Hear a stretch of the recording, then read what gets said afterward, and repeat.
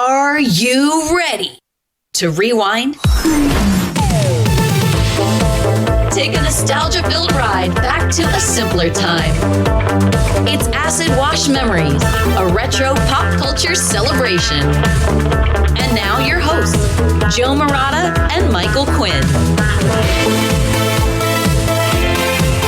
Hello, everyone, and welcome to episode 4 of Acid Wash Memories, a retro pop culture celebration. Today, we're talking about the video store. My name is Joe Murata. I, of course, am joined by Michael Quinn. Hello there, Michael. Ahoy. Ahoy. How you doing today? How you doing? Doing well. We're talking about the video store, and we thank you guys for renting some time to be with us here. Be kind. Please rewind this podcast when you're done with it. All the things they say. Yeah, all those places. things. Yeah. But thank you guys, in all seriousness, for checking us out yet again here. No late fees for this one, Michael. Okay. I see what you're doing. Yeah, I'm going to stop doing it before people get upset. Don't let it all out now. No. There's more, we got to talk about all these things. Got to pace this properly. But thank you guys for being with us in all seriousness. We hope you have enjoyed the previous 3 episodes in our back catalog. That's all there is. If this is your first time, we do hope you stick around. We have other things that you can check out, and you can follow us on Twitter at AWM Podcast. But, Michael Quinn. Yes. Picture yourself, if you will. Okay, I'm picturing. On a nice spring, maybe early summer day. Okay. In the 90s, right? Mm-hmm. And you get out of school, and it's a Friday.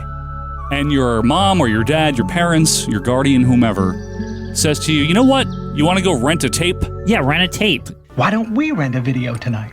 That was like one of the 5 choices of things or whatever. I'm just naming a number. But like you didn't have, as a child, there wasn't much you could do, right? Maybe going to the movies, going to the mall, perhaps. Maybe go eat. Go for food, yeah. Yep. Something like that. Your video store carries a wide selection of films. And so you go to your local video shop or perhaps one of your higher-end video stores. Depends on the era. Depends honestly. on the era. Depends on where you live. There's the indie era, and then there's the big corporations. The big corporation era, that's right. It's a media-opoly, a media-opoly. And you go in there, and there's boxes upon boxes of colorful different titles. Maybe you're looking in the comedy section, the drama. Mm-hmm. Perhaps there's those saloon doors. You don't want to go in there. Yep. And then there's the big new releases section. New releases, which is where everyone's huddled. There's like that's where the most of the people in the store are. The water cooler, if you will, of the video store. It's more open. It's usually there's no racks by the new releases. Right. You know what I mean? Because they know. They need the foot traffic. Yeah. Or maybe you're renting a Super Nintendo game or a Genesis game. Yeah. I mean, Genesis does what Nintendo don't. And then sometimes you're like, could you please give me the instructions? And other times they have their own printed out instructions that are weird that they just made up. Black and white and stuff like that.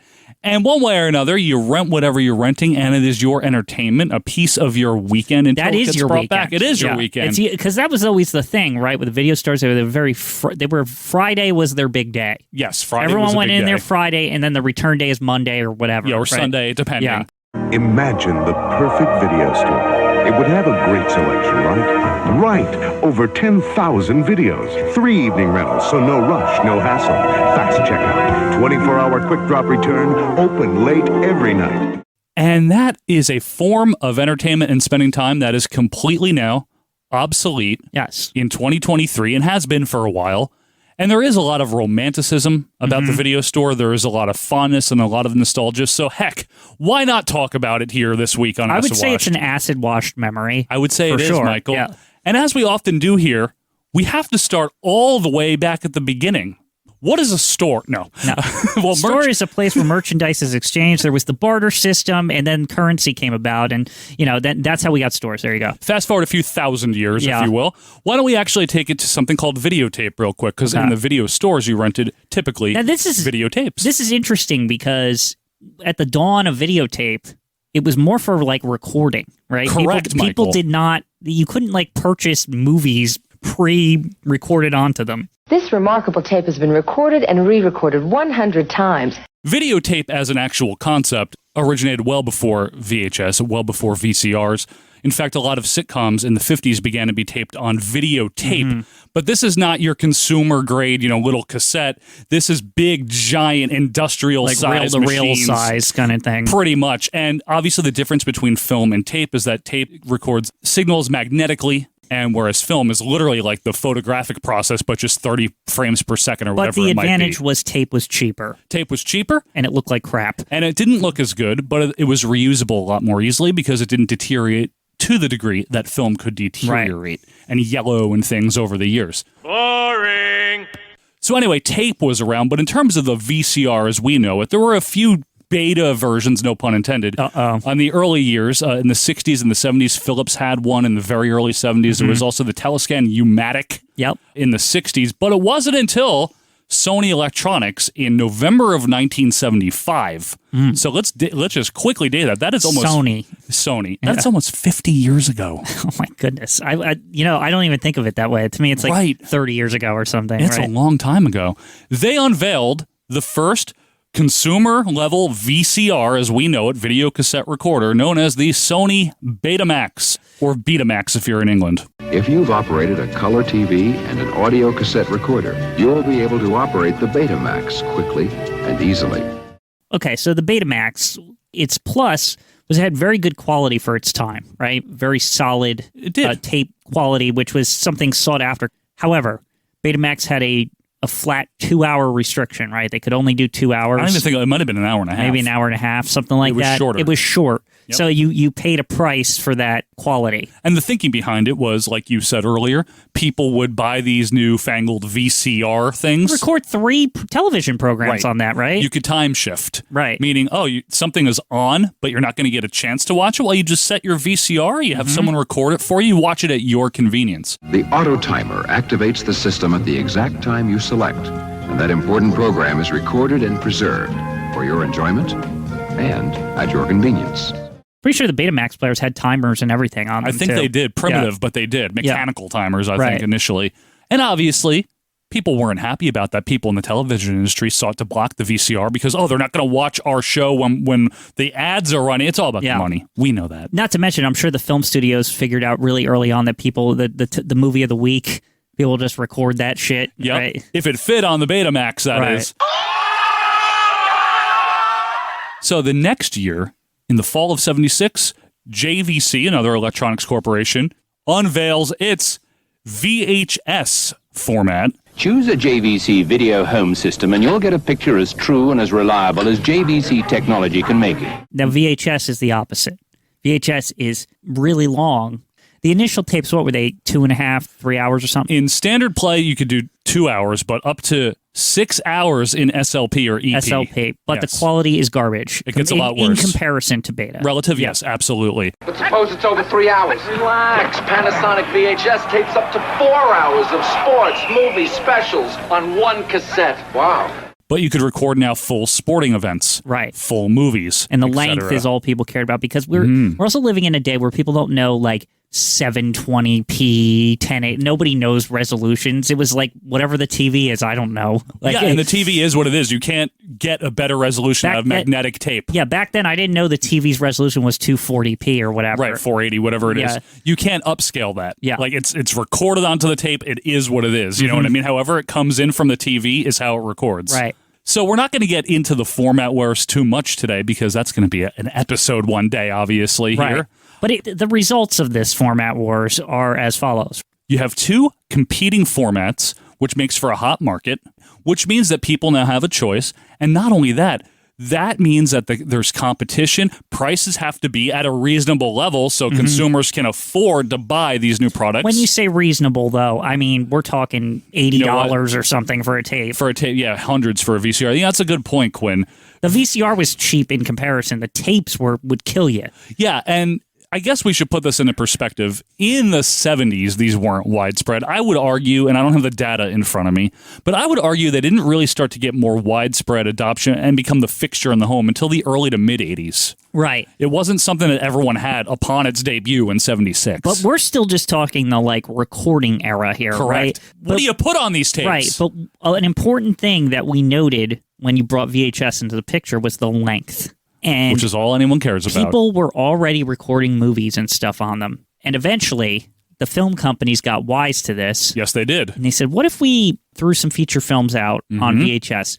Prior to this, the only way you could watch a movie after it was out of the movies was either if it came back to the theater, or if you had a reel-to-reel in your house Very or something. rare. Yeah, that's some Connecticut shit. It's probably celebrity shit, honestly. Like it's not even Connecticut shit. I think it's Connecticut shit. Yeah. Out in Bridgeport or one of those ports. Yeah, but then Westport. how did they get access to the reel-to-reels from the theater? Because usually the theater would have to give them back or whatever. You know a guy that knows a guy. You know what I mean? But you're right, Michael. Fell off the back of a truck. Yeah. You either had to have the reel-to-reel, wait for it to come out in the theater, or, of course, it'd have to be on TV, and it's edited, and there's commercials and stuff, right? Right. Which is a great segue into how this all came about.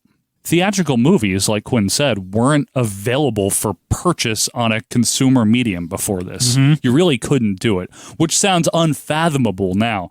Now, in Kassel, Germany, there was a man by the name of Eckhard Baum. Oh, now I guess he's the father of the video store in the sense that in 1975, he had a rental shop where people could actually rent the Super 8 reel-to-reels. Nice. So that's the initial concept. And I heard that in Japan, there also was a burgeoning market of independent shops in Tokyo or something. And they went as far as they would rent records to you and stuff, They like did. music and things like that. Yeah, right? and they got in trouble for that quickly. Yeah. But yes, they did. You're Yeah. right. But in the United States, as far as the video store is concerned, there was a company named Magnetic Video founded by Andre Blay. And in the fall of 77, so we're only 1 year into VHS, 2 years into Sony Betamax, there was movies released on video cassette by Magnetic Video. Like Quinn said, the film studios made a deal. Yeah. Let's release movies for purchase. Magnetic Video Corporation is proud to offer the following major motion picture on video cassette. One of those studios was 20th Century Fox, and they licensed 50 different titles from their library. Wow, that's a lot to start. It is. In formats of both VHS and Betamax. They didn't know who the hell was nobody knew, right? Correct. So we got to play it safe. We got to put it on Betamax, right? Nobody knew yet. Yeah. So Magnetic Video would sell these in a store and also sell them via mail. Now let's park that thought here. Magnetic Video, they have a deal with 20th Century Fox with movies, right?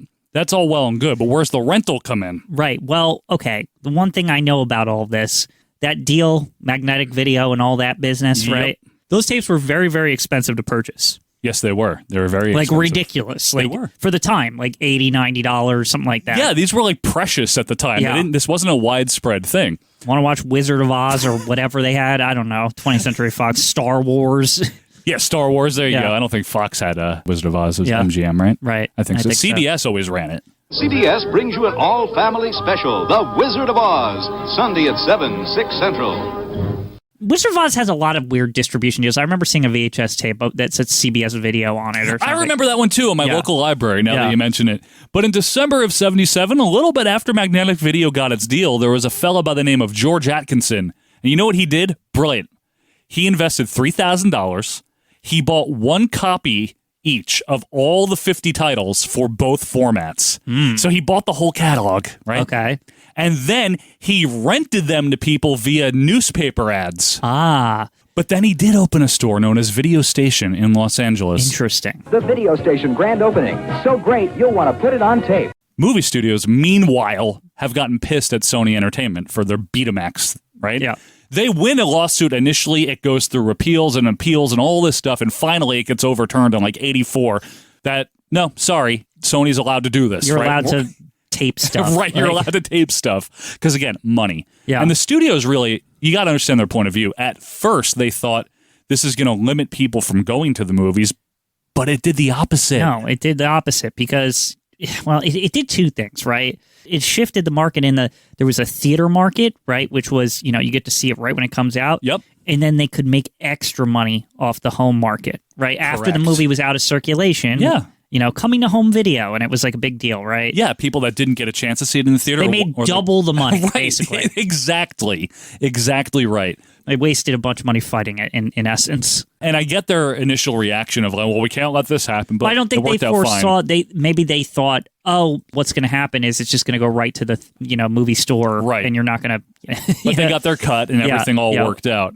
Meanwhile, in 1982, as we enter the 80s here, video games have entered the video rental shops that are now popping up across the country. Which is another thing, and the reason, again, is because, people complain today, now video games are getting up to $70.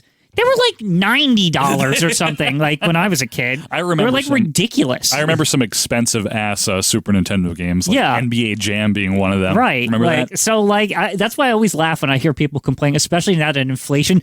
We're talking it was like $90. Like 30 years ago. Like 30 years ago. Yeah. So, it's just funny. It is. But again, it opened itself up to rentals. Exactly. So now not only movies, but the video game market.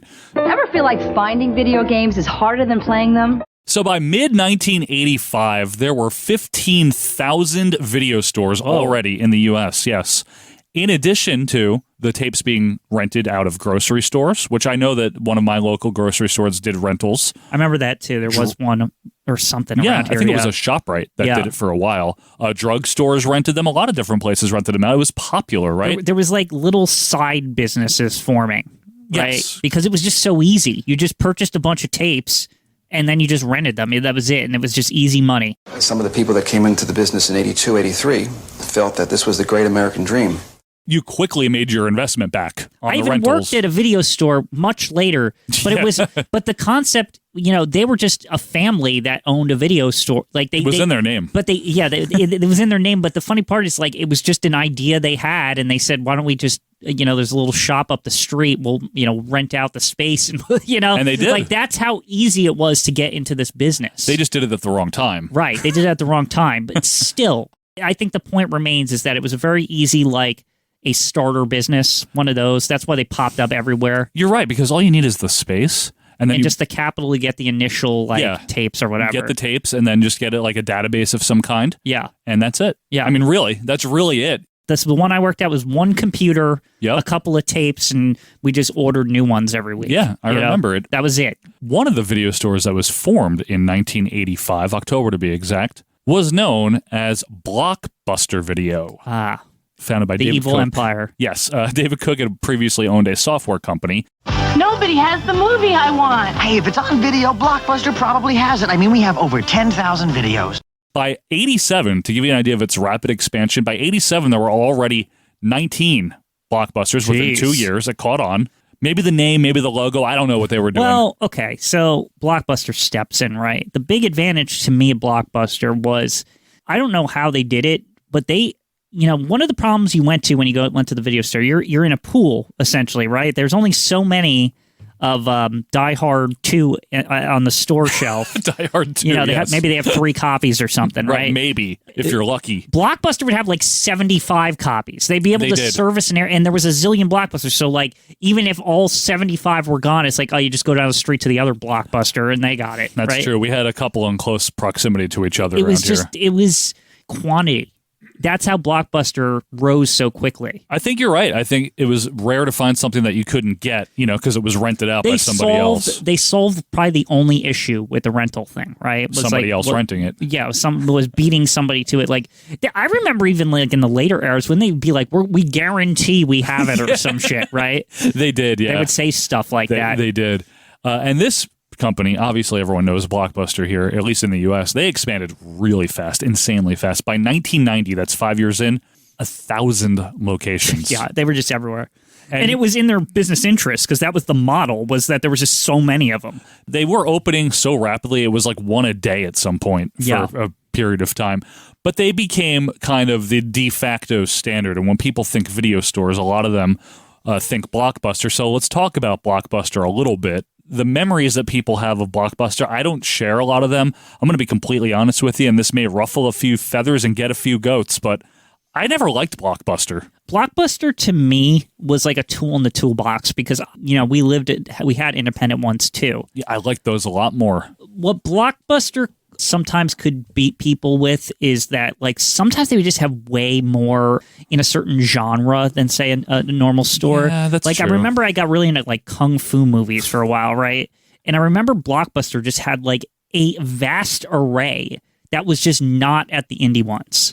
I'm a 60s movie buff, and I've been to 8 video stores in the last 3 days looking for the last movie, I don't know the name, that had both Peter Sellers and Woody Allen in it.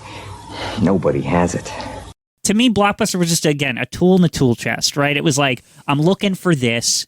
should I get a ride to Blockbuster or should I get a ride to Heritage Video or something? Right. Your local video store. Whatever one. Yeah, that was one of them. Exactly. See, Blockbuster to me is like new Yankee Stadium. It always just felt to me like the corporate version of a video store. Oh, it wasn't like a great experience. I didn't like it that much. I'm not just saying that to be contrarian or to be a hater. I never had any emotional attachment to Blockbuster. I went there when other people wanted to. It was never my first choice. But I mean, Blockbuster, you couldn't compete with the amount of tapes they had. That was the only thing. They had a great amount of tapes, and they also focused on new releases. Mm-hmm. They had a big new releases section. That was the other thing. Especially if your parents like, we want to rent Jurassic Park or something. It's like, yeah, they got that. Yeah. You're wasting your time because you could go to the indie one. They might not have enough Jurassic Parks. Exactly. Right? Yeah, and we know Blockbuster. I mean, they became the king of video rentals, like undisputed. I mean, by sheer volume and amount of stores open. There was competitors over the years. There was Hollywood Video. Hollywood Video was one of them. That was founded in 1988 by a guy named Mark Watleys, and they went for it's the same exact model. It's just like we have a zillion billion tapes. Like it's like, how are you going to beat that, Blockbuster? And Hollywood, obviously, Blockbuster, you know what I mean? And Hollywood Video was, of course, formed in Portland, Oregon. So there's that. Now get unlimited 2-for-1 rentals for 30 days, just $9.99 at Hollywood Video. Hollywood even was still a fraction of the reach and the volume that Blockbuster had. I remember, if I went down Highway 1, there was one in East Windsor that was big. It was very, very big. Yeah, I think I know the one you're talking about. It was like in a shopping mall. And I remember being like, wow, Hollywood Video? I've never seen this before. And I went in there like once or twice. And it's actually like, this is massive. Like the space was bigger than a Blockbuster. I think that was their kind of what they were trying to. It's like, oh, Blockbuster's big. We're going to get bigger, right? It was kind of like Bizarro World Blockbuster. It was like Reggie's from Seinfeld, the other diner. Yeah. Like you're going to get the same thing almost, and it's just a little bit different in here. It's the sign, like the blue. They'd always compete with like the structure of the returns and stuff like that. It's like, well, at Hollywood Video, you get 5 days, and Blockbuster only does 3. Yeah, they were very proud of like certain details. That was like a war in itself. Was like, how long can you keep the tape? Yeah, exactly. It got to like impractical levels. Oh, definitely did. At one point, it was unlimited, but that was by the end. By like nobody cared anymore. That's during the nobody cares era. Yeah. But back to Blockbuster. Yeah, I mean, they had a ton of locations. They had the most notoriety. And I never really liked them that much. I liked the family-owned, the small business, small-town ones more. Right. Well, okay. The ones where people were smoking, like, right behind the counter. Right. So let's talk about these places, right? Their advantage was one thing Blockbuster couldn't do. They would have the most popular stuff, and you were almost guaranteed to find what you were looking for. Yeah. However, if you were looking for niche shit, and especially, like, wrestling... Which we were both fans. We were fans of. Also just, like I was saying Kung Fu before, like there's sometimes you find weird shit like anime, the special interest. Yeah, the nerdy shit, the real nerdy shit, right? They had it. Documentaries. Yeah, documentaries. Weird stuff. Yeah. And that's kind of what the indie stores filled that gap, right? The things that you couldn't get. Yeah, and there was just something for my money. I mean, we had at least 3 or 4 quality local independent video stores right around where I lived, which was very close to where you lived. Mm-hmm. There was Easy Video. Yeah. There was East Coast Video. There was Spotswood Video. And I like the Heritage Video. There was Heritage Video, right. There was Real Time Video. And I loved all these because they were all different. They had different selections of the niche things. And sometimes in the video game department, like video games too. Different video games at each place, different wrestling tapes and stuff like that. And they would keep stuff longer. That was what the indie stuff does. Because Blockbuster, they have a ton, but they have to keep circulating. Yeah, they churn. Right? They churn, right? They can't keep the old stuff. They sell it. So they would end up in the indie stores. Yeah, correct. Yeah. Or people would just buy it. Right. And Blockbuster also, to their credit, they would actually rent. You remember when they rented video game consoles out? I rented them. What'd you rent? Well, I don't know if it was Blockbuster or the indie stores, actually, now that I'm thinking, but I know I rented Super Nintendo like 1 million times before I had one. Did you really? Oh, yeah. Like every weekend to the point where like it was kind of like this build up to like Christmas, basically. Oh, wow. My mom like just knew Because I'd ask her every week, can we rent Super Nintendo? Because I don't even know what they charged for it, to be quite honest with you. I think it was like $15. Yeah. It wasn't a lot. You got it for like 3 days. It's like a rental. Yeah. My brother rented Virtual Boy once. They rented that out? Yeah, briefly in like Weird. 95, and he hated it. Because it wasn't good. Well, I mean, it wasn't good. It's red. Everything was red. Yeah, but could you imagine nowadays renting a video game console? They don't like do that an anywhere, Xbox right? or a PlayStation? Like never. That would be bizarre. They don't do that anymore. No, and that was one of the unique things for this period of time. Blockbuster peaked in 2004, 2005-ish. That was actually their highest years. Now, obviously, by then, DVDs have hit the market. They hit the market in 97 in earnest. And that became part of the lineup. Part of the experience. Like, actually, like a lot of people, they call it the video store, but it did turn into a DVD business. A digital video store. Yeah, a digital video store, but without the digital. Right. It was still physical. Correct. A physical digital video disc store. Yeah. Stop. And Blockbuster then shifted their focus to DVDs. I mean, I think it was 2002 when the official shift happened where DVD sales overall officially eclipsed that of VHS. Well, that was when I started working at a video store. Yes, and it was. I have memories of that conversion. And you know what was, there was a couple advantages, especially for the indie stores. They were cheaper. Right. And you could hold more on the shelves. That was a big deal. Finally. That's a tangible thing that people don't think about. Finally, they were actually like, it was feasible for the independent stores to order 5 copies, 10 copies of a new release. Just stack them back to back or whatever, right? They could hold them there. Not only that, but the discs were cheaper. So they were able to actually like keep up with Blockbuster, but Blockbuster just, being Blockbuster, it's like, we're going to buy 1 trillion DVDs and they did. That's probably when they started saying we guarantee a copy. That was probably in the mid-2000s. Because they could probably order literally like 100 copies to a store because discs were just so they could store. They could. AOL knows how cheap they were. They were cheap, but they had the space for them in the stores. Correct. Right. So it was like on top of it, it was just a good deal. They were buying everything. In fact, they bought Hollywood Video in 2004. They bought their competition. That was the end of them. Might have been a bit of a hostile takeover, but maybe we don't get into that. But I have to say, I mean, I was going back to how I was never a big fan of Blockbuster. I would wager, though, that there must be people who's only, you guys tell us, you know what I mean? Tweet at us at AWM Podcast, that was your video store, right? For many people, it had to be the video store. I know out in the more rural regions, it was like the indie stores couldn't survive out there because there wasn't enough people. So like the Blockbuster would bulldoze in and they would. Yeah, I think it'd be the opposite. No, I think because they have the capital to sustain losses initially when it opens, to open the place up. See, right? and then they get in there and they're irreplaceable. Right, nobody can come in. I don't know. I would think that in the more urban, big city, you get a giant Blockbuster in there, whereas the folksy, Midwesterners, so to speak, the big city could support an indie store and a Blockbuster, whereas a rural community might only have room for one store. Well, it's an interesting topic. I'd be interested to see you guys, and you on the other side of the pond or several ponds away if you're in Australia or something, or up in Moose territory, Kelly Smallwood and all you guys.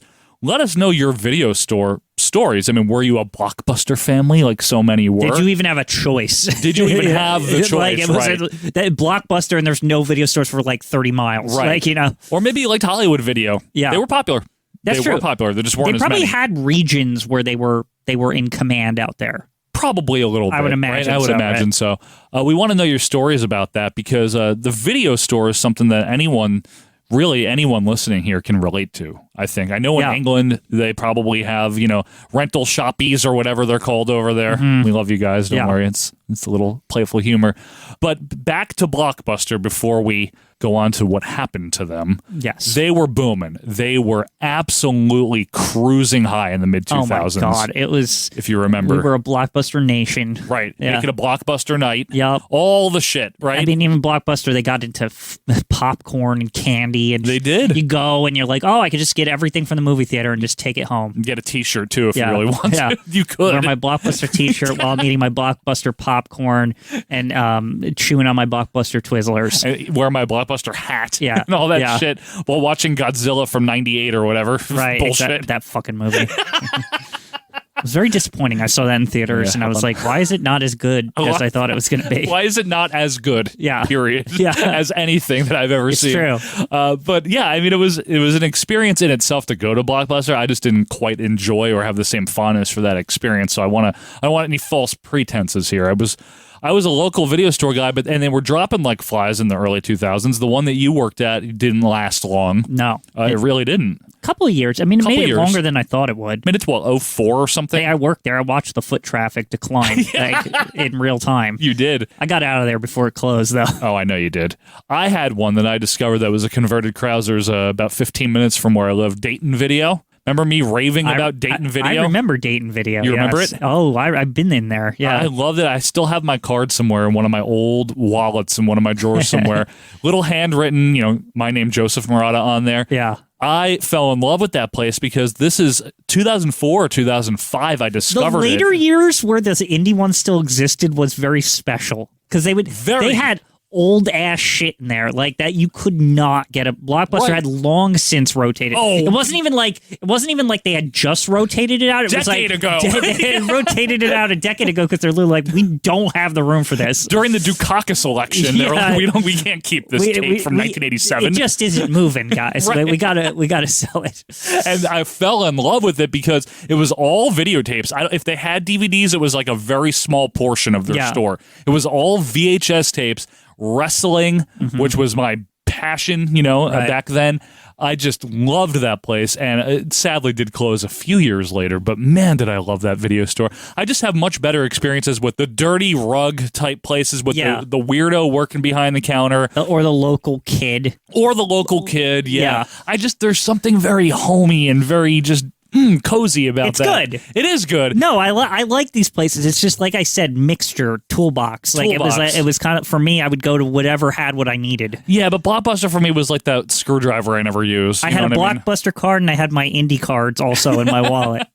I don't know, man. Going to Blockbuster, it felt like you're going to the bank or something. It felt like you're going to Chase Manhattan or some shit walking into Blockbuster. Yeah, but the homogenized the checks from Chase Manhattan never bounce. Yeah, that's like the problem. But Blockbuster never didn't have what you were looking for. Nope, and it seemed like things were just going to stay that way. I mean, how could it not? How could movies go out of style, right? They never would. Hey, Blockbuster went from the VHS era to the DVD era seamlessly. I'll tell you what, at this point in time, I thought, Blockbuster's just going to be a thing forever. Right. And eventually there's going to be no other video stores but Blockbuster. It seemed like we were heading that direction. But we'll have to find out what happened to Blockbuster and video stores in general when Acid Wash Memories returns on the other side of this break.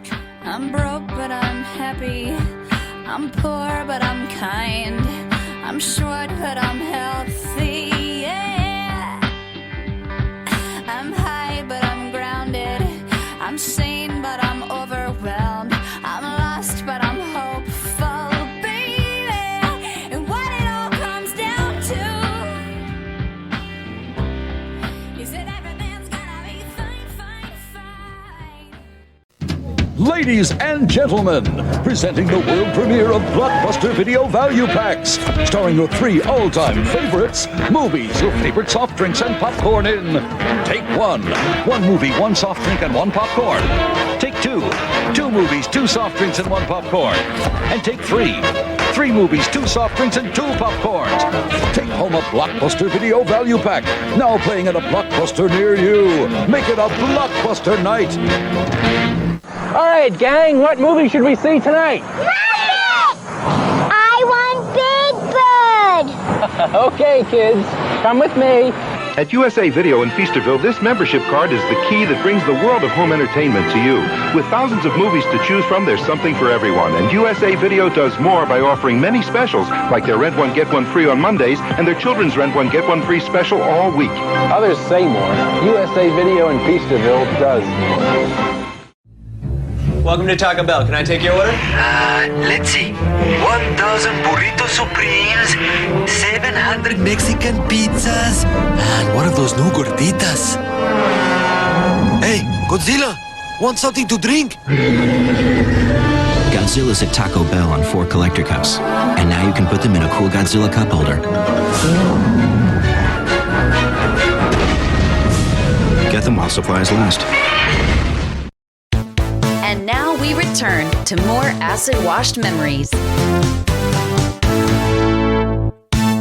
And welcome back to more Acid Wash Memories. We're talking about the video store. My name is Joe Morata. That's Michael Quinn over there. Here. You are here, and we thank you guys for being here with us. It's a lot of fun to go through some old things. That's what we do here, a retro pop culture celebration. We're celebrating. Nostalgia-filled ride back to a simpler time, as Alyssa says. Yeah, as they say in the opening. That's what she says. And you can follow us, please, on Twitter and say stuff to us at AWM Podcast on Twitter. Also, if you still have a Facebook, we have a group there where we talk about the old stuff, too. It's fun. You want to talk about your old tapes, your old VHS video stores? Talk about it. Just search Acid Washed Memories, join the group, and it'll be a really fun time there. So, Michael Quinn. Yes.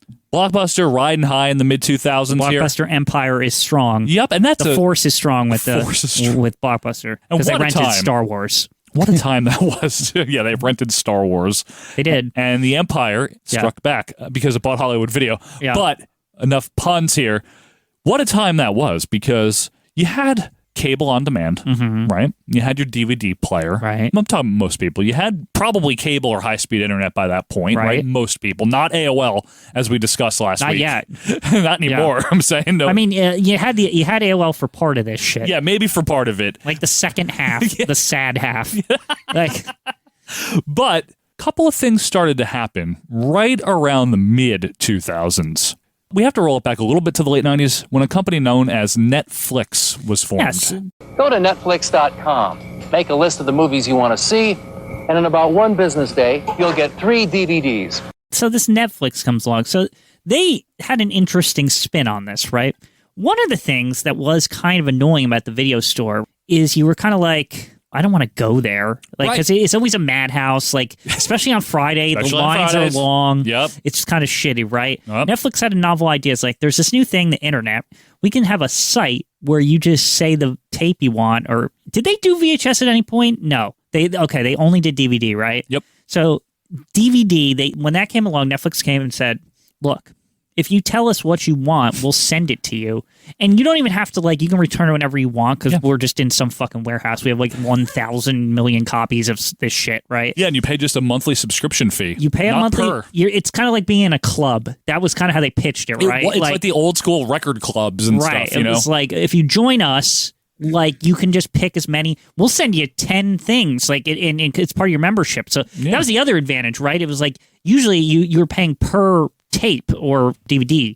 At Netflix, you could get, a season of a show or, you could get the entire Indiana Jones movie series all on DVD, and they would just send it all to you. And it showed up pretty Within quick. a couple days at the most. Yeah, it was not, I feel like it was like Amazon time. It was almost 2 days or something. And during a period of time where the mail was still not known for its speed, we didn't have Amazon the way we do now. We had it. Whatever but was going on with same. Netflix, they had a really good infrastructure with it. Well, if you notice the way those came, and I'm sure most of the people listening remember this. Paper. They came in a paper envelope with just the DVD in there. Mm-hmm. So you very low cost shipping, which I think there was plastic or one of those those plastic kind of it's the exact size of the disc thing, so it wouldn't break. They had a great model. I would imagine, little conjecture here, but I would imagine very little handling needed. You just pop it into the thing.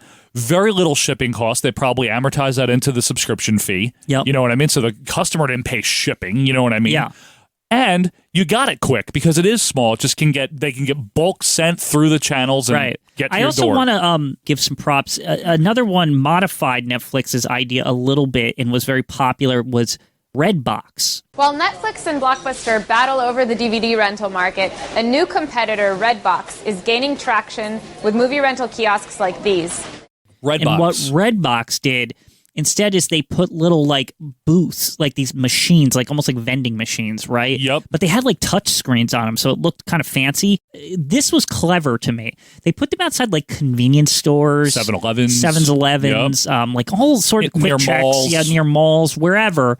And the idea was they also had a ton of movies. And again, this goes to you can just store tons of DVDs in a very small thing. Yep. You know what I mean? Yep. And the machine would just feed you out what you rented, but it did it per rental Blockbuster. So it kind of mixed the thing together, but you didn't have to wait in a line. Well, sometimes there'd be a line on the Redbox machine. Rare. Yeah.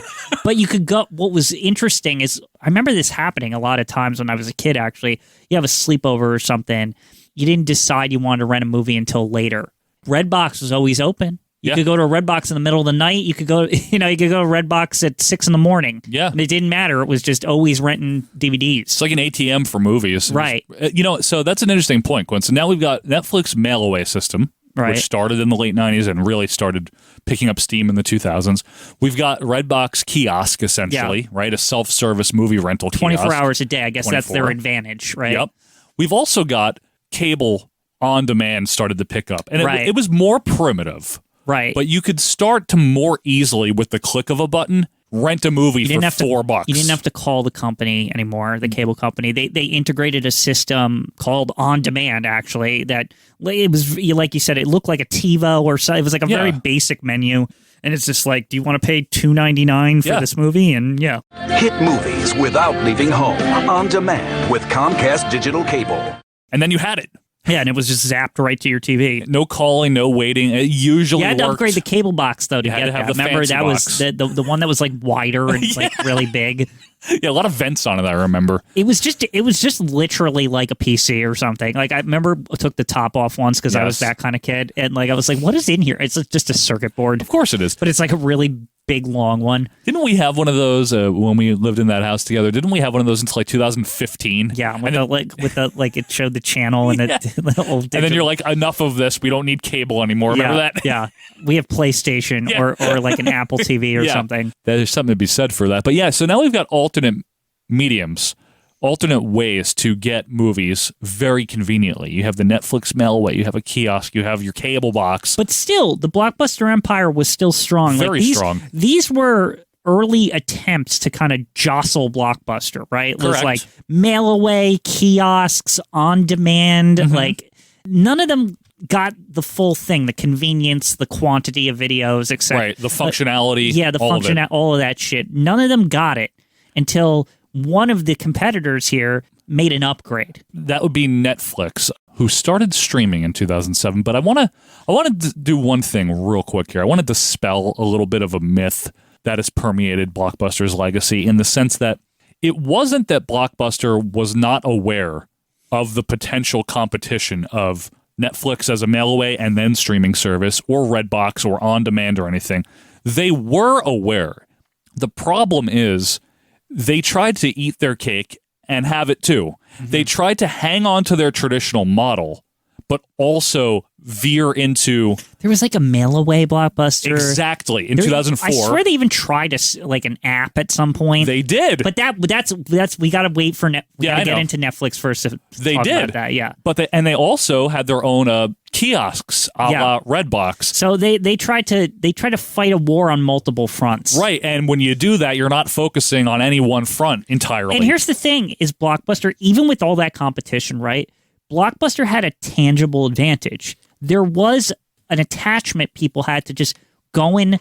The experience. You would go to Blockbuster. Like, that's one of the things, and I think we'll get to it in the nostalgia, but there's that aspect of walking in there and spending like 20 minutes like just flicking through movies and like kind of reading the back of the boxes and stuff. Pacing around, being indecisive. Yeah, and Blockbuster kind of had that. And they didn't even realize that was an advantage.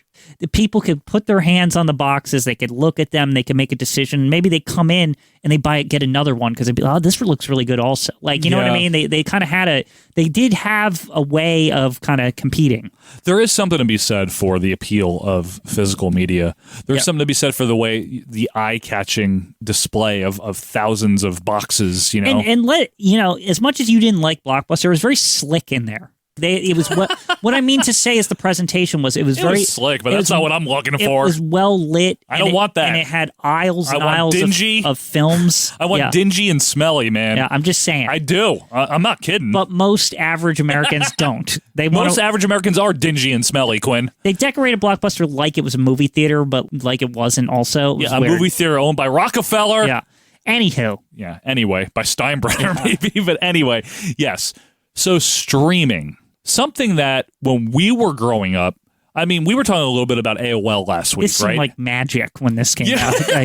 And On Demand had it, but it was like all slow and shitty. It was crummy. Yeah. Yes. And I remember you saying last week, it took you all day to download a song. Right. You know, back in the 56K days. Yeah. It was inconceivable to me that we would one day be able to just literally flip through any friggin' thing we wanted on the internet. So suddenly the one technology that makes this all happen is broadband internet. Back to the Because broadband. Now, the requirement was pretty basic looking back to download a movie. I want to say they were saying you had to have 1 meg internet or something like that. Yeah, it wasn't too bad. Like, I think later on when they moved up, they said you have to have 4 meg. Like even to this day, I think like for like 4K, it's like 6 to 12 meg, which is again nothing. It's not. Yeah, exactly. It's not much. It's not much. So, but it took a while to get there. But broadband kind of crossed the barrier where it was possible to get like 720p or something like that. Yeah. Like very low, high definition for the time. Yep. On these newfangled flat screen TVs, and that were only 720p anyway. What was interesting about Netflix, right, is the initial problem they had was that you could only do it on a computer. Yes, right, that's because you had to correct. do it on so that made it hard to push it. But very quickly they realized they offered, and remember, this is how we got it in the living room on PlayStation 3. Yep, and I think they did it on Xbox too. Both of them didn't necessarily have apps. You could only download games on them, right? But Netflix said, they made a deal, I guess, with the video game console makers, and they said, can we release a disc that has the software on it, and you just put it in, and when you want to watch a movie, it's just like a web browser. It was like very primitive. Primitive. But it was basically Netflix on a disc. Yeah. And the software, and it would just connect to the servers and populate the stuff. And today I'm going to tell you about the Netflix experience on PlayStation 3. And they were off to the races. Like all of a sudden, it became very easy to watch Netflix in your living room if you had a video game console. Absolutely. And before long, more people started getting high-speed internet, right? Before long, even those consoles allowed you to start downloading the Netflix app from their stores. You didn't even need. It was within like a year. It wasn't long. Yeah, it was like it was almost like the consoles realized, oh, we need to put this in ours. Like this is a seller for the system, right? Yeah. It's like we need to have Netflix in the PlayStation digital store, right? Like, it's true though. Yeah, and eventually it would find its way to things such as Apple TV, which came out several years later. But Blockbuster, like I said earlier, they were aware of this. And there seems to have been not a rewriting of history, but maybe a misunderstanding of history. Yeah. That Blockbuster was like, oh, that'll never work. We're not afraid of Netflix. Let's not worry about them. That's not what it was. Well, I think what Blockbuster thought, and they were right to think this too, is Blockbuster had years and years and years of connections with the movie industry so they could get their hands on the new releases. And faster. Netflix, if you recall, did not have a lot of new releases. Correct. That was their... See, Netflix was competing with like quantity. They had a lot. And they rotated a lot, and things didn't really go away in the beginning either. But also, what Netflix did, which was really smart to compete with that, is like, well, you got movies, we have TV shows, and they'd have entire TV series. It's like still one of their big selling points. On Netflix. Yeah. And that was a huge draw. Yeah. Right? It was. Yeah. It was, because that's still one of the reasons I love Netflix. Yeah. Is because TV series were on right. there. You know what I mean? And they have original programming now, which came much later. And they just have straight up movies. Like they still do. They still get, like, I think I watched Forrest Gump recently again for the millionth time on fucking Netflix, like recently. It's not like, but this is, to me, it points out what Netflix started to do to get at them was this hodgepodge and the convenience. So people would say like, well, you know what? I could go to Blockbuster, or I could watch this movie that's a little older, but maybe I didn't see it, or I want to watch it again right now. Just the click of my remote. Listen, a lot of times convenience is going to win out. Right. It's the main reason people adopted the microwave so quickly. Cooks food fast. Yeah. Is it the best food? Is it the best? Probably not. Yeah. You know, is it the same as a conventional convection oven? Probably not. But it's fast. It's convenient. And in this fast-paced world in which we live, obviously, people want convenience. And what better convenient place than with your pants down, you know, on your couch? And Blockbuster already was, prior, it was the convenience. Well, that's the thing. You know what I mean? It was just in your neighborhood, and it had all the movies you wanted, and maybe you didn't even need to go to the theater, right? Exactly. And like now Blockbuster's getting trumped on convenience. And that's really, I mean, ultimately the demise of Blockbuster went, so did the video stores. The indies didn't have, they were already dying, but Blockbuster killing them. Now Netflix, Redbox, and all the other bullshit. What are you going to do? Yeah, right? It's like they're just getting hit on all sides. But what the thing is about Blockbuster, and this is very interesting, this was not planned, but much like America Online, its purpose and function was just gradually phased out of people's lives. Right. Its necessity was eliminated. Mm-hmm. You know what I mean? Like AOL, as we mentioned last week, was the bridge to get people onto the internet, figure out what they want out of it. Blockbuster's purpose was, hey, we got all the new movies. Yep. We got all this. But once it became available to get these movies, which is what the people want, is to watch the thing. But get them even faster. Get them faster, more conveniently, no late fees, monthly subscription, and that's it. Monthly subscription, that's it. And there's going to be a ton of movies on tap. And people tend to forget that the early days of Netflix, they had a lot of shit. Like, it's not like now. It's not like now. There was no other streaming thing. So, there was no other place to park all these movies for the movie companies to make an extra buck, right? That's so a great they point. started just dumping stuff. There's only Netflix. They're the only game in town. Yeah, I mean, Hulu didn't pop up until a few years later. Yeah, once exactly. Netflix started streaming, right? Yeah. There was no Peacock. Yeah. There was no CBS So there was Paramount. like a magical time where Netflix was practically Blockbuster. On the internet. It was like insane. Yeah. And remember, even Netflix, I remember they were so smart when they went head to head with Blockbuster, because there was another thing they did, and I remember this. In the app, if they didn't have a movie for streaming on Netflix, and you were a Netflix member, of course you were, because you were on Netflix, right? You could click the movie and they'd send it to you on DVD. They put it right in the software. They were still, that's right. Because there was a point when they were doing both. They were still doing their mail away until the early part of last decade, the 2010s, you know what I mean? Essentially, it was like, you search for a movie, is it on DVD or is it streaming right now? Yeah. And you had the choice. Yeah. And I mean, it was just so smart. And Blockbuster, I don't know how they could have competed other than trying to make an app, which is what they tried to do. They did. I mean, the first one they tried, they got in bed with Enron, but we know what happened to Enron. Well, that was never going to work. This is a demonstration of the graphic user interface for the Blockbuster Enron video on demand service. That's just like that's unfortunate. It's very unfortunate. Yeah, that's just like literally like, what the fuck, you know what I mean? Like, what could go wrong? No, I know. Nobody knew Enron was bad until they were bad, right? Exactly. But let me ask you this, Quinn: if it wasn't Netflix when it was, do you think that Blockbuster would have figured it out and it would have been Blockbuster instead of Netflix? Because I do. You know what I think? The writing was on the wall anyway, because because it always comes back to one thing, the fucking telecoms.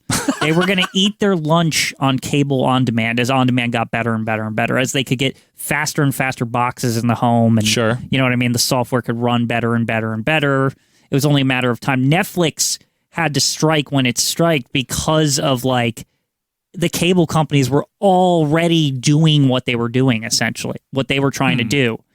I think Blockbuster wouldn't have made it even so, because at the end of the day, physical media was going to die with video. And a lot of people don't like that. A lot of people are still huge proponents of physical media because you own it. Right. Once you buy it. But it gets old and it breaks. It can. All discs, those discs from the 90s now, like PlayStation 1, music CDs from that time, they're starting to actually get disc rot now. And what that is it means like it's actually degrading, and when even a little bit of a disc degrades, it doesn't play. Even they have a shelf life. I guess everything has a shelf life. Obviously, the video rental store did. But we like to end on happier notes here. We like to talk about positive things. So yes, Blockbuster, as we all know, they went down further and further and further and further. Until there was like one store in Alaska or whatever, and they made a documentary about closing it. And the last one's closed. Yeah. And I personally think that Blockbuster could have hung on longer if it had focused on, well, you know what? We're going to start closing all of the brick and mortar stores, and we're going to do what Netflix is doing, but we're going to figure out how to do it better and make more money. Yeah. And I think that was one of their problems. What's crazy to me is that keep saying capital, but it's true. They had the capital to hire software developers to make an application. Yeah. They had all the connections with Hollywood to get, maybe they could have gotten new releases faster Yeah. than even say the cable company or Netflix or the future streamers. Yep. But ultimately, they just didn't. They just didn't do it. They clung the ball. on to this brick and mortar thing while also trying to like kind of half-assedly do the mail away and their kiosk. Right. They just thing. kept doing they thought they could do everything. Exactly. Right? And eventually, maybe they thought. I'm thinking their thinking was that we'll just do everything, and whatever one becomes the most popular, we'll just take that. Right. Right. So once Netflix gets popular enough, we'll just step in and just don't get out of here, Netflix. We'll take over. We're Blockbuster. Right. And everyone was like, by the time that happened, by the time streaming got popular enough and everyone had good internet connections, everyone's like, Blockbuster, what the fuck is that? It became, like, you know what I mean? Like, it became obsolete. Yeah. It really did. It became, why am I going to go to a store? Yeah. You know what I mean? Yeah, but even by the time there was a Blockbuster app, people were like, well, Netflix has all this shit. You know, I'm not going to subscribe to Blockbuster. Right. You know what I mean? Exactly, though. Yeah. I mean, listen, like we said earlier, its purpose was eliminated. When's the last time you called a restaurant to order food? Nobody does that. Well, yeah, exactly. Yeah. I mean, maybe some older folks still prefer that. Even as the for method, a reservation, fine, you use Open Table app now. Like nobody interacts with people. Do you to do and like do something as rudimentary as order food or reservation? It's like you can tap something and then it tells the person to do it. Like to make the food or send me the video or whatever. But it's true. Yeah. Like Wawa has had self-service kiosks for your sandwich for 20 years or something, right? Yeah. You don't have to stand there and order it. You know, convenience. Here's a funny one we didn't even talk about with Blockbuster. Why? What was also hurting them? What? Amazon. Because also, if say you just wanted the movies, like. That was the other thing is when DVD came out, it lessened the price even more. Like VHS was a lot, but DVD was like $20 or something. Yeah. People were just like ordering shit on fucking Amazon. Yeah, that's true, Quinn. Or they were even like going to Best Buy and just like building their collections. You know, if they were going to go to a store. That's a good put. Best Walmart. Yeah. Walmart Best Target. Yeah, I just remember it, and it's unfortunate because you know who's like a weird competitor in all this we didn't mention? Suncoast Video. Well, they were like first to the game on the like buy the videos instead of rent them thing. Yeah, they were a video store that only sold you tapes. Everyone on my list loves movies. That's why I go to Suncoast. Which was cool at the time because me. they would get weird shit that wasn't at Blockbuster, right? They got their lunch eaten by the electronic stores and then Amazon. And then Amazon, between Amazon and Netflix, I mean, people had no need to walk into a store to do any of this What anymore. a bizarre like market that just eventually just turned into streaming just only. It did, and that's kind of the point we're getting at here is that it had its purpose, but I mean, once better tools become available that better suit the need of the consumer, that's what winds up getting the widespread use. And this was a case, I mean, most people have microwaves, like I said earlier, because they're convenient. Mm-hmm. Same thing here. Could you still walk into a brick and mortar store if it was there? Yeah, but it's more of like a novelty now to do so. Right? Like, oh, look, tapes or whatever, you know? You know what I think's ironic about all this before we go into some fun memories here? Yeah. You know who survived all of it? Who survived all of it, Michael? The movie theaters. The movie theaters. They did. Like the OG just never goes away. I guess because you can't... They're like the source. Right. Unless you're in Connecticut, like we said. You can't really replicate the movie experience. Yeah, the big speakers, the IMAX. Right, the IMAX. 3D in some cases. $17 popcorn. Yeah. I mean, you can't replicate that. It's like a fucking event, right? Like when you go to the movie. It is, though. It's like a multi-$100 event if you want to take a couple of people there and eat. But then, especially when AMC Low started doing the dine-in theaters, like, get away from me. You can't beat that. Oh, my goodness. It's incredible, the dine-ins. I've done that with my wife before. Well, we were married, actually. We weren't even dating. We did a few. Have you had to take the lad yet to the movie theater? No, we didn't. I mean, because of the pandemic for a while. But I was actually, it's funny you mentioned that. I was thinking of that the other day. Got to eventually go. Right? I got to take him to the theater. I wanted to like a couple of years ago. We just couldn't really. You got to find the right film. For me, you mean? Well, maybe for him. You can go to like a kid's thing. I have to sit there too, I'm saying. I need to want to see it. It has to be a balance. Well, it has to be a kid's film, but I have to want to see it. Right, exactly. So folks, let me know your suggestions, AWM Podcast. But I mean, it just became obsolete, and it's sad in a way, but I don't know if it's that sad because it's still an activity. Like like at 37 years old now, I don't think I'd want to be walking around the video store. I don't know. Maybe I would. it's much easier for me to sit down on my couch and say, oh, let's check Netflix, let's check Hulu, let's check Peacock, let's check Disney, Amazon Prime. Yeah, right. All of them. There's like a zillion. I suppose I could put my shoes on while I do it and pace around to make it more authentic, you know? Or you could just turn on HBO Max and find something. Exactly. Yeah. Do I have that? I don't know if I have that. I don't think so. But, I mean, memories of video stores. Obviously, folks, we want to hear yours. Quinn, any experiences that you wanted to share here? I had mentioned the Kung Fu thing, but it was also like anime and just action shit. I used to love action. I just used to love that time being in the corner of the video store where like nobody was and just like finding weird ass shit. You like just, that? Like, I don't know why. Like it just there's a feeling, right? It's like it's almost like somebody's stocking the store and they know me, right? It's like they know what I want, right? To a degree, I felt that way with wrestling. Yeah. When I would go look for wrestling tapes.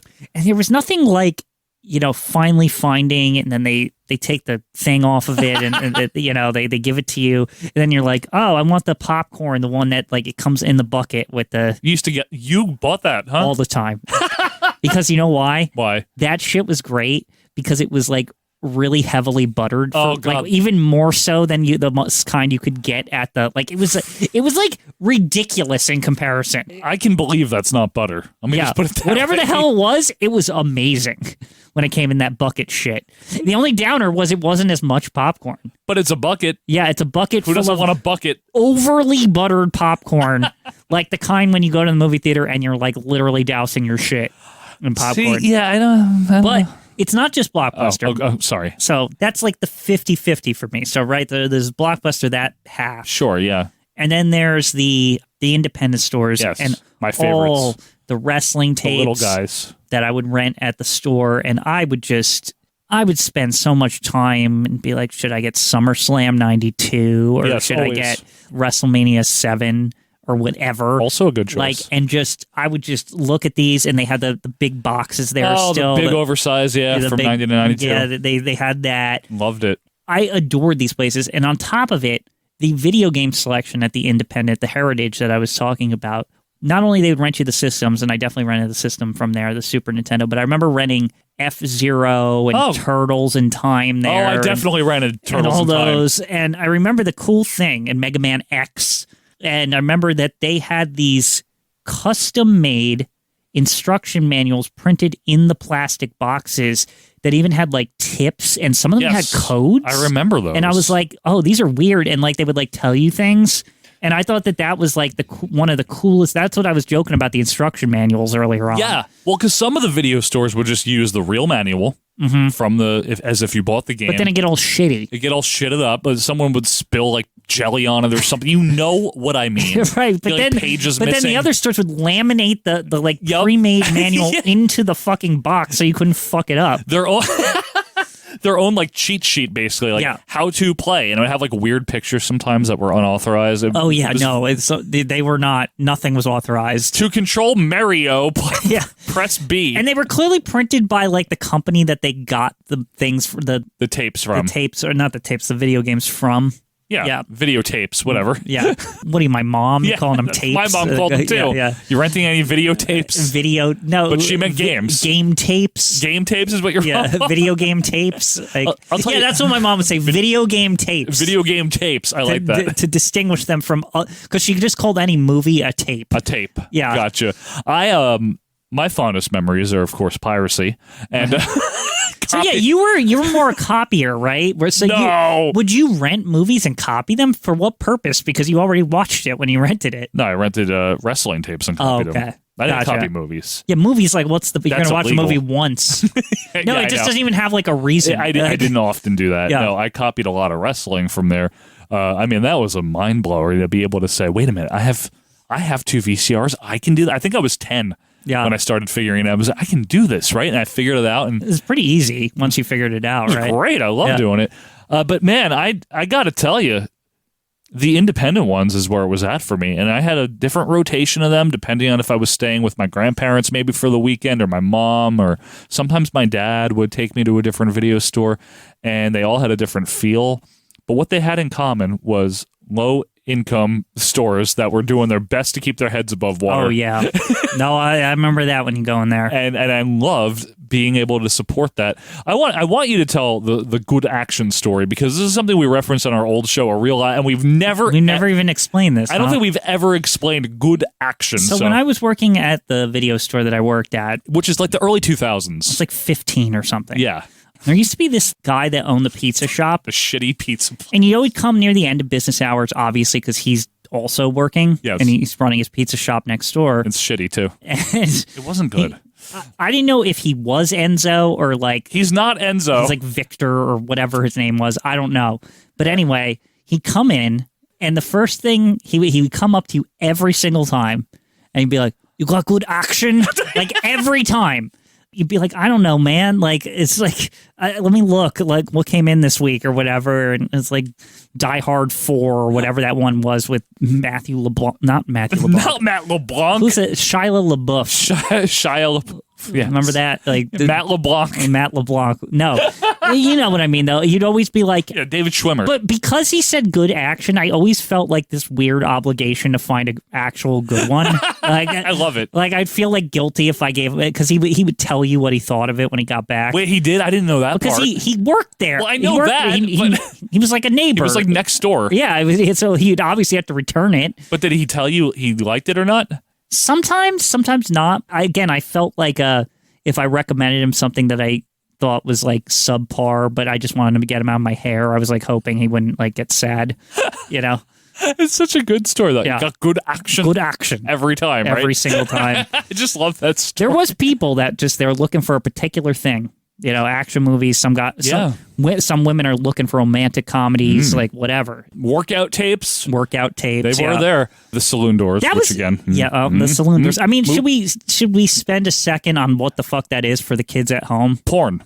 Yes, that's what it was. So, but it was weird because to denote that it was porn, because like, obviously, they didn't want to put it behind like a door because then nobody would find it, right? Yeah, so they had the saloon doors. I remember I wandered in like once when I didn't know, like I didn't understand yet. I was like 8 or something that, and I was like, "What's this in here?" Like, and my parents were like, "No!" Like, and they like just grabbed me.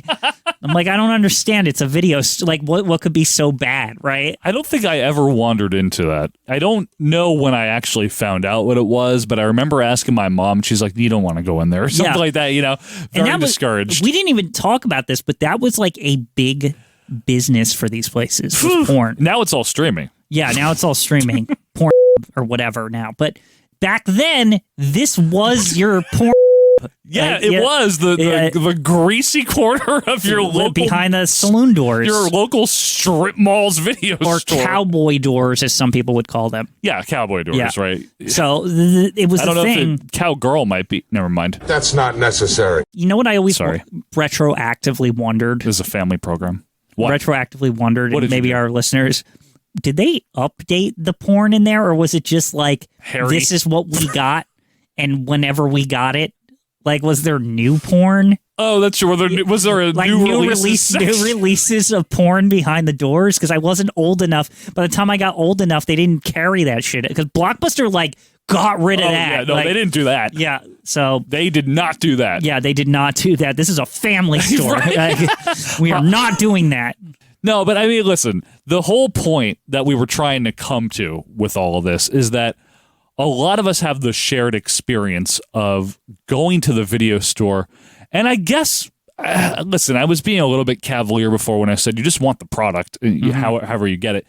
But I guess there was a little bit more to it than that, right? It is still the experience of it, would you say? Yeah, it was an experience. It was an event like going to the movie theater.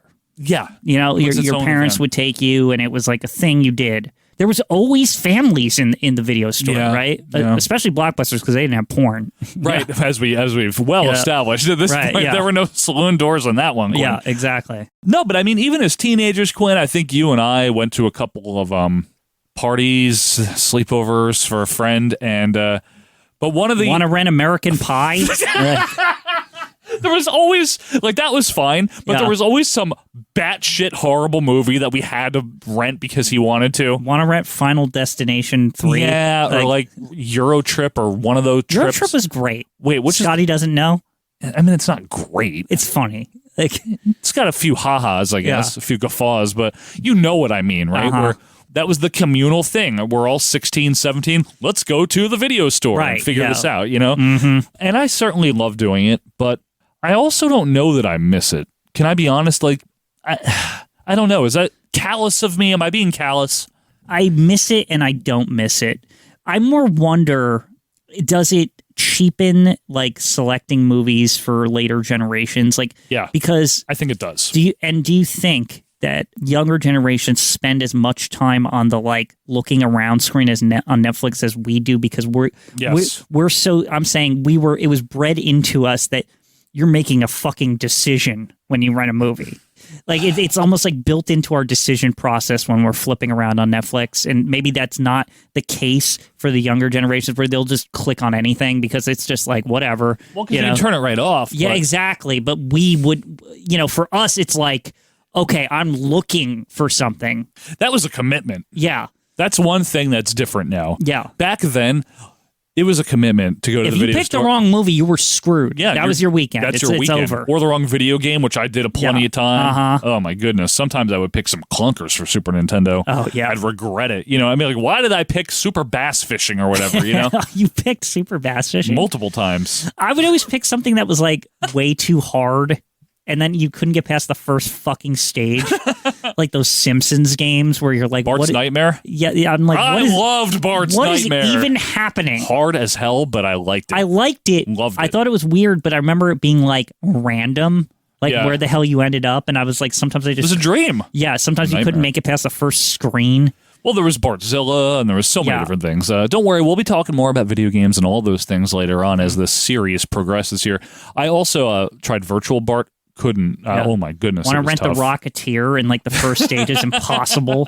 But that's the thing. I mean, it was more of a commitment. However, I think that people still enjoy the act of looking for something to watch. I mean, do you not do it? I think everyone does it. I would wager that most people spend. When I'm searching on Netflix, I still have that I'm going to waste my time if this is a wrong choice mentality.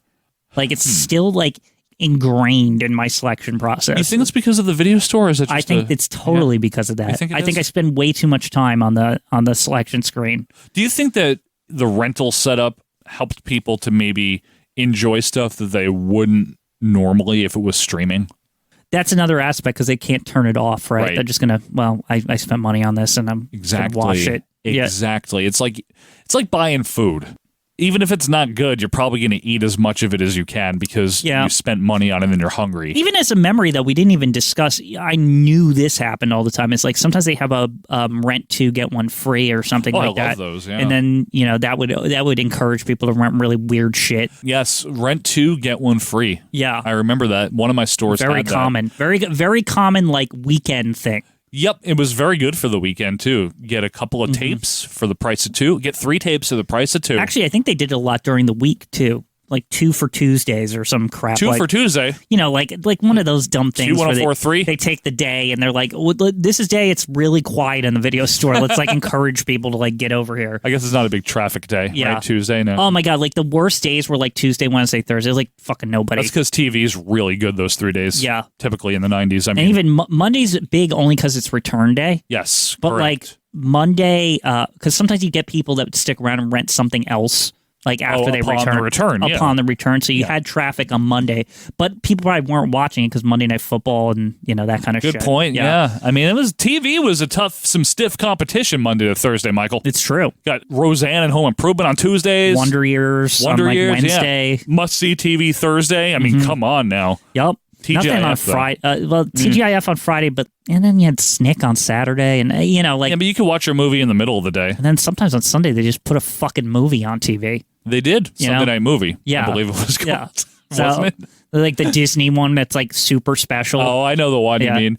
Anyway, but like the movie they had to contend with that too. So they had to contend with a lot. I just think that it's one of those things that's just passed us by.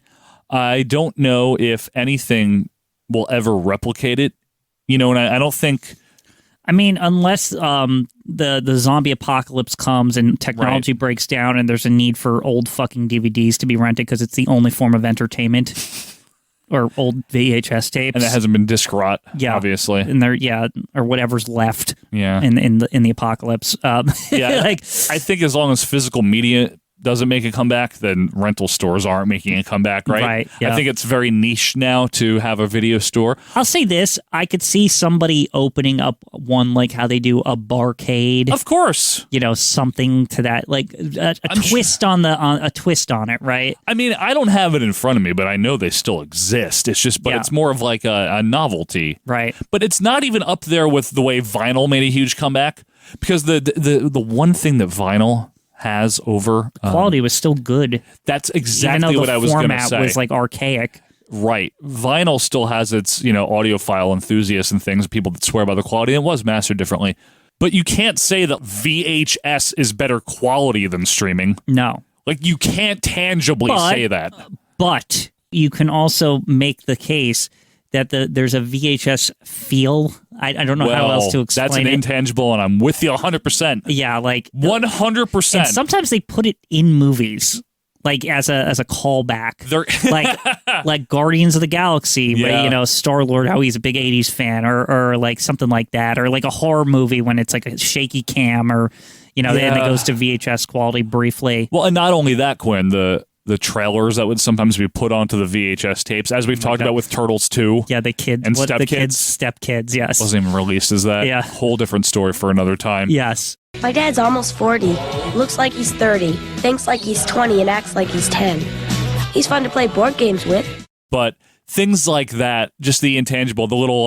the trailers alone on... Do you remember? Here's a memory. Yep. Do you remember when you rented a movie and they started to get really heavy on the trailers because they were like, wait a sec, we could put trailers for things that are coming to Blockbuster. Yes. And it was like, it started, there'd be like fucking 6 trailers on the tape. I remember. Like, it'd be like, what the hell's going on Just like here? the theater. Yeah. You get like 20 minutes of trailers in the beginning. Exactly. So I think there's something to be said for its time and place, but it's another one of those things that has just passed by.